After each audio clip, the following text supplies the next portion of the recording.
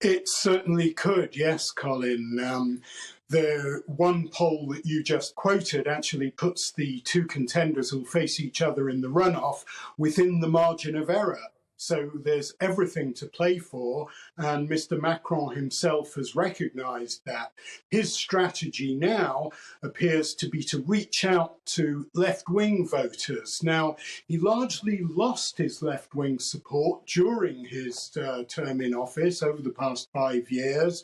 He came in as someone who was seen as a centrist, who had served as a minister in a socialist-led government, but now he's seen as more of a centre-right figure, and he knows that he is going to have to pick up some of the 20% of votes that went to the far-left candidate, Jean-Luc Mélenchon. Mr. Mélenchon has instructed his supporters not to give a single vote to Marine Le Pen, but it's thought that up to a third of them may disobey that instruction. So it's a very, very fluid situation. Yeah, interesting that some on the hard left are attracted, it would seem, to some of her economic policies, which are not exactly what you describe as Thatcherite. David, one poll result that really shocked me was the extent to which, maybe I misread it, but you'll know better than I, that young people are getting behind Marine Le Pen. Yeah, that's right. A lot of her voters are pretty young.